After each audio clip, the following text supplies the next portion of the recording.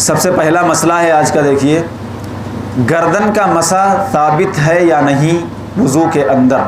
اس میں بڑا کنفیوژن ہوتا ہے کیونکہ مختلف علماء کے بیانات سن کر کے مختلف قسم کی باتیں ذہن میں پیدا ہوتی ہیں. اس لیے صحیح بات کیا ہے آپ رہنمائی کر دیں. دیکھیے گردن کا جو مسح ہے وضو میں اس کے فائدے بہت زیادہ ہیں، انسان کو کر لینا چاہیے، کوئی مسئلہ نہیں. لیکن اتنا بتا دیں آپ کو کہ یہ کسی بھی صحیح حدیث سے ثابت نہیں ہے.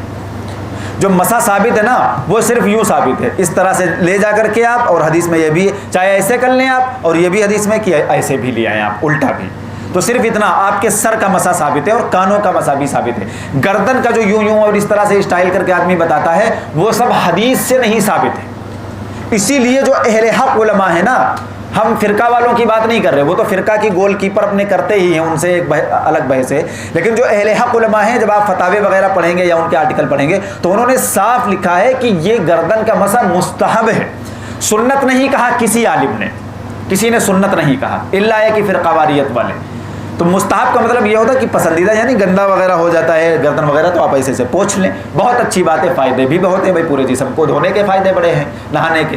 تو آپ اگر کرتے ہیں اچھی بات، لیکن یہ سنت نہیں. اگر کوئی اس کا بالکل انکار کر دے تو اس کا انکار درست ہوگا، وہ گنہگار نہیں ہوگا، کیونکہ حدیث سے ہم نے بتایا ثابت نہیں. اچھا ابن حجر کی جو روایت پیش کی جاتی ہے ان کی کتاب سے کہ اس میں دیکھو مرفوع روایت ہے، عبداللہ بن عمر کی ایک ہے، یہ بالکل بکواس بات ہے، وہ کوئی مرفوع روایت نہیں ہے. کیونکہ اس میں تو دو راوی ہیں جنا جو یہ روایت نقل کر رہے ہیں. اس میں ایک راوی ہیں ابو الحسین ابن الفارس اور دوسرے محمد ابن الفلیح.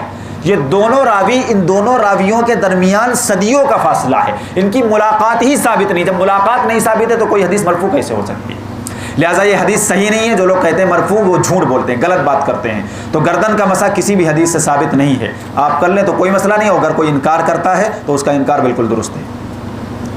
اگلا سوال ہے چٹائی یا پلاسٹک والی ٹوپی لگا کر نماز پڑھنا کیسا ہے؟ نماز پڑھنا مکروہ ہے بھائی. مسجد کے اندر جو یہ چٹائی والی ٹوپیاں ہوتی ہیں اس سے بہتر ہے آپ ہمیشہ کہتے ہیں کہ آپ بنا ٹوپی کے پڑھ لیں.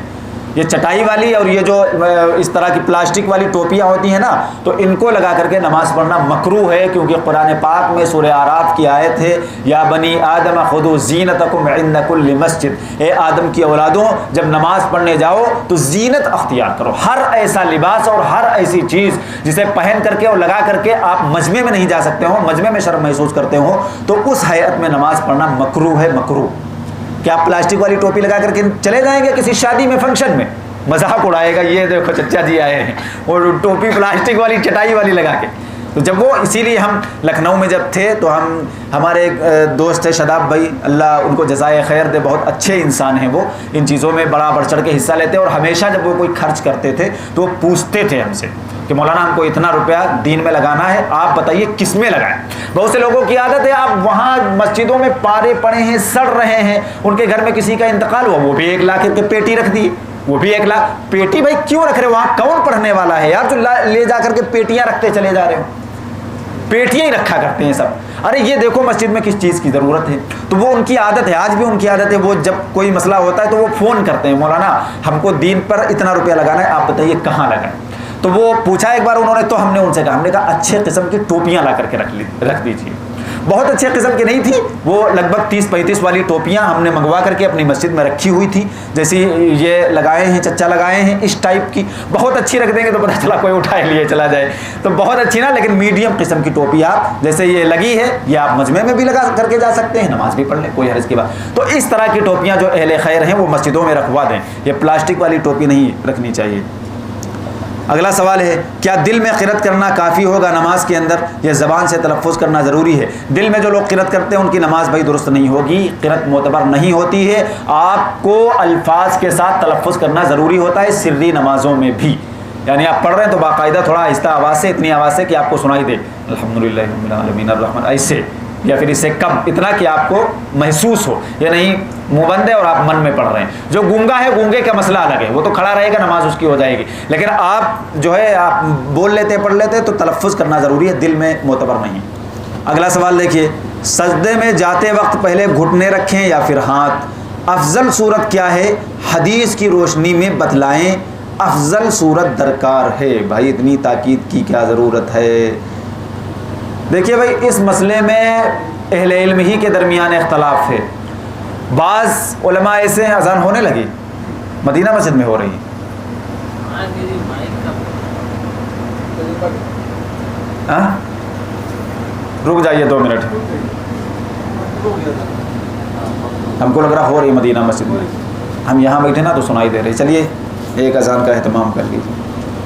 हाँ, तो ये इन्होंने मसला पूछा था कि सजदे में जाते वक्त पहले आप ये हाथ रख देंगे उसके बाद ये घुटने, या पहले ये घुटने या हाथ। तो इस सिलसिले में जो अहले इल्म है उन्हीं के दरमियान इख्तलाफ है, क्योंकि हदीसें दोनों तरह की मिलती हैं। ये अलग बात है कि एक हदीस ज़ईफ़ है एक सही है, वो एक अलग मसला है, लेकिन दोनों तरह की हदीसें मिलती हैं। इसमें देखिए जो अहनाफ और शवाफ़े हैं, अहनाफ और शवाफ़े वो ये कहते हैं कि पहले आप घुटने रखें और उसके बाद हाथ, ये अफजल है। और जो मुहद्दिसीन हैं यानी हदीस जानने वाले, हदीस के परखने वाले और हनाबला, वो ये कहते हैं कि पहले आप हाथ रखें उसके बाद घुटने रखें। तो दोनों बातें दुरुस्त हैं, दोनों बातें हदीस की रोशनी में हैं। आपको जिस पर ज़्यादा भरोसा और जिस पर ज़्यादा एतबार हो आप उस पर अमल कर लें। दोनों चीज़ें सही हैं, कोई लान तान का मसला नहीं है। आपके सामने हम दोनों हदीसें रखे दे रहे हैं, आप उसके बाद फैसला कर लीजिएगा कि ज़्यादा बेहतर क्या है। देखिए अबू दाऊद में रिवायत आई है, वाइल इब्न हुजर रज़ी अल्लाह तआला अन्हु की रिवायत है। वो कहते हैं कि मैंने नबी सल्लल्लाहु अलैहि वसल्लम को देखा कि आप सजदा करते वक्त अपने घुटने हाथों से पहले रखते, यानी जब सजदा करते तो पहले आप क्या रखते, घुटने फिर हाथ, और जब उठते तो इसके जस्ट उल्टा अपोजिट करते थे। अब लेकिन ये रिवायत क्या है, ज़ईफ़ है। आगे देखिए दूसरी रिवायत है, अबू हुरैरा रज़ियल्लाहु ताला अन्हु बयान करते हैं कि नबी सल्लल्लाहु अलैहि वसल्लम ने फरमाया कि तुम में से कोई सजदा करे तो ऊंट की तरह ना बैठे, इसलिए अपने हाथ घुटनों से पहले रखा करो, यानी पहले हाथ रखें फिर घुटने। ये रिवायत है हसन। एक और रिवायत देख लीजिए, बुखारी की है, किताबुल अज़ान चैप्टर में है। हज़रत नाफ़े कहते हैं, जो अब्दुल्ला बिन उमर से रिवायत कर रहे हैं, कि अब्दुल्ला बिन उमर जब सजदा करते थे तो वो सजदा करते वक्त पहले हाथ रखते थे उसके बाद घुटने। तो हमारे भी एतबार से ये जो बात है ये थोड़ा ज़्यादा कवी है, क्योंकि ये सही अहादीस की रोशनी में है कि आप पहले हाथ रखें उसके बाद आप अपने घुटने रखें। लेकिन अगर कोई इसके बरखिलाफ़ अमल करता है तो वो भी जायज़ है। हमने बताया कोई ऐसा बड़ा इशू नहीं है। इन्होंने अफजल पूछा था इसलिए हमने बता दिया कि हमारी राय के एतबार से और हमारे पास जो दलाइल हैं उनकी रोशनी में अफजल ये है कि आप पहले हाथ रखें। इन दलाइल से जिनके सामने रखी जाएगी तो उनको मानना ही चाहिए। हाँ बिल्कुल मानना चाहिए, क्योंकि सही हदीस यही है ना। हमने बताया कि सही हदीस यही है। ऊपर जो हदीस हमने बयान की पहले घुटने उसके बाद हाथ वाली, वो हदीस तो है लेकिन ज़ईफ़ है, उसमें यह दिक्कत है। और जो नीचे जो हदीसें हमने बयान की, एक तो बुखारी की है और एक अबू दाऊद की है, दोनों की दोनों सही है। तो बेहतर यही, इसीलिए हमने कहा कि मुहद्दिसीन की राय यही है कि आप पहले हाथ रखें फिर घुटने रखें। क्या इस्लाम में ब्लड डोनेट करना जायज़ है या नाजायज़? भाई मेरे, इस्लाम में ब्लड डोनेशन ना सिर्फ जायज़ है बल्कि बड़ा अजीम अमल है। कुरान में अल्लाह ताला का फरमान है, वमन अहयाहा फकअन्नमा अहयन्नास जमीआ, कि जिसने किसी एक इंसान की जान बचाई तो उसने गोया की सारी इंसानियत की जान बचाई। तो ये एक बहुत अजीम काम है। मेडिकली भी इसके बहुत ज़्यादा फ़ायदे हैं। मेडिकल पढ़े इसलिए हम जानते हैं भाई ब्लड का जो इन्फेक्शन है वो दूर होता। जो ब्लड कसरत से डोनेट करता है, अगर अल्लाह न चाहे तो कभी हार्ट की दिक्कत उसको नहीं होती। हमारे एक शफीक भाई हैं, क्योंकि ब्लड थिन हो जाता है ना, पतला हो जाता है जब आप बार बार, एक शफीक भाई हैं वो कम से कम 60 से ऊपर बार ब्लड डोनेट कर चुके। इतना चुस्त फुर्त बंदा हमने कभी नहीं देखा, और उनका ब्लड इतना थिन हो चुका है कि वो जैसे ही उनके वो निडिल डाली जाती सट से निकल आता है ब्लड। जो आम इंसान है वो निकलवाते हैं तो उसमें थोड़ा टाइम लगता है। ऐसा कुछ नहीं है कि कमज़ोर हो जाते हैं, उनसे ज़्यादा तो हमने किसी को चुस्त फुर्त नहीं देखा, 50-60 बार निकलवा चुके। तो ये बहुत ही ज़्यादा मेडिकली भी और शरई एतबार से भी बहुत ज़्यादा कमाल की बात है और बड़े आले दर्जे की बात है। लेकिन हाँ, इसमें यह ध्यान रखें कि आपका जो वेट है वो जो है 50 से नीचे नहीं होना चाहिए, 50 के ऊपर आपका वेट होना चाहिए, उसके बाद ही आप ब्लड डोनेट करें। वैसे जो डॉक्टर वगैरह हैं वो मना ही कर देते हैं, अगर 50 से ऊपर ही तभी वो आपका लेंगे। जैसे हमने बहुत बार कोशिश की तो वो कहते हैं पहले वेट बढ़ा के आओ, तो वेट मैटर करता है। लेकिन अगर किसी का वेट ज़्यादा है तो वो कसरत से किया करे। कसरत से मुराद ये है कि हर 6 महीने बाद या साल बाद या 2-3 साल बाद, और ख़ास तौर से जब कोई मजबूर परेशान हाल आए तब तो ज़रूर उसे देना चाहिए। हमने बताया कि बहुत ज़्यादा सवाब का ये काम है, तो आप ऐसा किया करिए। तो ब्लड डोनेशन एक अजीम काम है और एक अजीम कारनामा है, तो ना सिर्फ जायज़ बल्कि अजीम कमाल का ज़रिया है और बड़े सवाब का काम है। आर्गन डोनेशन का जो मसला है वो ज़रा अलग है। اس میں ذرا سی تفصیل ہے. تو آپ آرگن ڈونیٹ تب تک نہیں کریں گے جب تک آپ جب ضرورت پڑے تو کسی آپ عالم سے رابطہ کریں, کسی مفتی سے آپ رابطہ کریں کہ ایسی ایسی سچویشن ہے, یہ حالت ہے, آپ بتائیے کہ ہم آرگن ڈونیٹ کریں یا نہ کریں, تو وہ آپ کو موقع پر صلاح دے گا درست. یہ کیا چیز ہے جو آپ نے بات بتائی, یہ جو بات بتائی آرگن والی, ہاں جو بات میں بتائی, ہم اس میں ہم نے بتایا کہ بلڈ ڈونیٹ یعنی خون کسی کو دینا. آرگن کا مطلب ہاں, اس کے بعد جو بتایا آرگن ڈونیٹ والا باڈی کے پارٹس, شریر کے پارٹ, مان لو کسی کو آنکھ ہدیہ کر دے, کسی کو دل, کسی کو کڈنی, یہ ساری سچویشن. ہاں تو یہ مطلب جو باڈی پارٹس ہیں, آرگن ڈونیٹ کا مطلب باڈی پارٹس ہیں, وہ آپ پوچھیں گے جب موقع پڑے گا تب عالم سے, جب وہ سچویشن کنڈیشن سمجھ کے آپ کو اجازت دے گا تبھی آپ ڈونیٹ کر سکتے ہیں, ورنہ ایسے نہیں کر سکتے.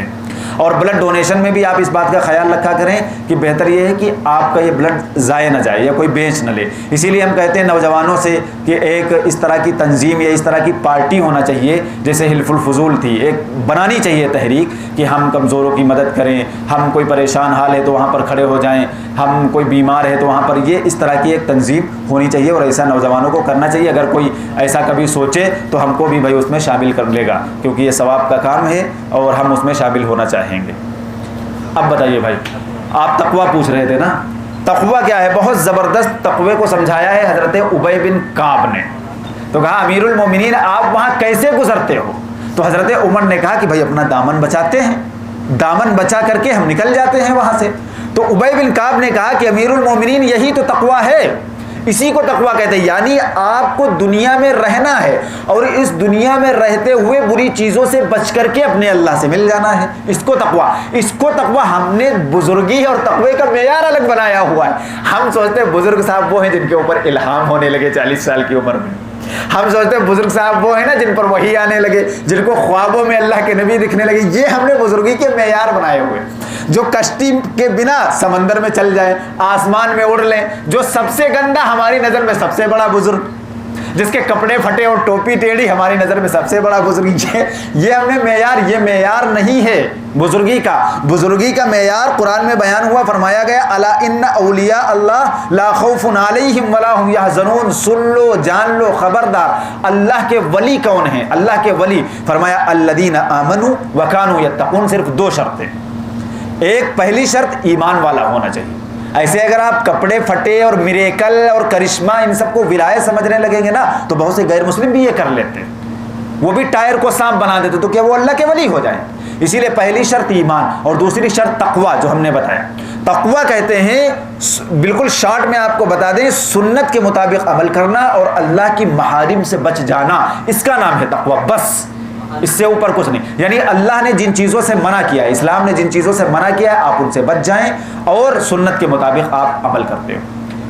وہ بزرگ صاحب گندے پندے بنے اور زندگی میں نماز نہیں پڑھتے, لوگ ان کو کہتے ہیں کہ یہ بزرگ ہیں, لوگ ان کو پوجنے لگتے ہیں, قبر پہ ان کی بڑی سی مزار. وہ بزرگ نہیں ہے. جاہل آدمی کو تو آپ دھوکہ دے سکتے ہو, پڑھا لکھا آدمی زندگی میں آپ کو تسلیم نہیں. بھائی نبی صلی اللہ علیہ وسلم سے بڑا بزرگ کون ہو سکتا ہے؟ ان کے بعد ان کے خلفاء کو دیکھ لو. آپ بتائیے کہ ان لوگوں میں سے کون ایسا شخص تھا جو ان چیزوں پر پورا اترتا ہو جن کو آج ہم نے ولایت کا معیار بنایا ہوا؟ کیا کبھی انہوں نے بنا جنگ لڑے اور پھونک مار کے جیتی ہے جنگ؟ کبھی کیا انہوں نے؟ کیا گندے رہتے تھے؟ وہ ہمیشہ اس دنیا میں سروائیو کیا انہوں نے. یہ نہیں بزرگی ہے کہ آپ دنیا چھوڑ چھاڑ کے چلے جائیں اور پہاڑوں پہ جنگلوں میں پہنچ گئے اور عبادت کریں. یہ اعلیٰ درجہ نہیں ہے بزرگی کا. بزرگی کا اعلیٰ درجہ وہ ہے کہ آپ نبی صلی اللہ علیہ وسلم کے طریقے پر چلیں. دیکھیے نبی نے شادی بھی کی, نبی سوتے بھی تھے, نبی لوگوں سے ملتے بھی جلتے بھی تھے, نبی نے اپنا بزنس اور کاروبار بھی کیا.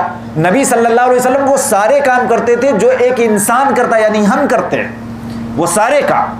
اور جن صحابہ کرام نے ذرا سے اس سے ہٹنا چاہا تو اللہ کے نبی نے ان کو ڈانٹا. جیسے وہ مشہور روایت ہے کہ چند صحابی آئے, انہوں نے نبی کی عبادت کے بارے میں پوچھا تو اما عائشہ نے بیان کیا تو انہوں نے ہلکا سمجھا. منتخب میں بھی یہ حدیث ہے. تو انہوں نے کہا بھائی اللہ کے نبی تو بخشے بخشائے ہیں. ایک نے کہا نہ ہم کبھی شادی نہیں کریں گے. دوسرے نے کہا کہ ہم زندگی بھر جو ہے کیا کریں گے, زندگی بھر روزے رکھیں گے. اور تیسرے نے کیا کہا؟ تیسرے نے کہا کہ ہم رات بھر عبادت کیا کریں گے. تو نبی نے ان کو ڈانٹا, کہا کہ تم مجھ سے زیادہ اللہ سے ڈرنے والے ہو. میں نے شادی بھی کی, میں شادی بھی کرتا ہوں, اور اللہ کے نبی نے کہا کہ میں رات میں سوتا بھی ہوں, عبادت بھی کرتا ہوں, اور اللہ کے نبی نے کہا کہ میں روزہ بھی رکھتا ہوں, کبھی چھوڑتا بھی ہوں. تو یہ ہے اصل بزرگی.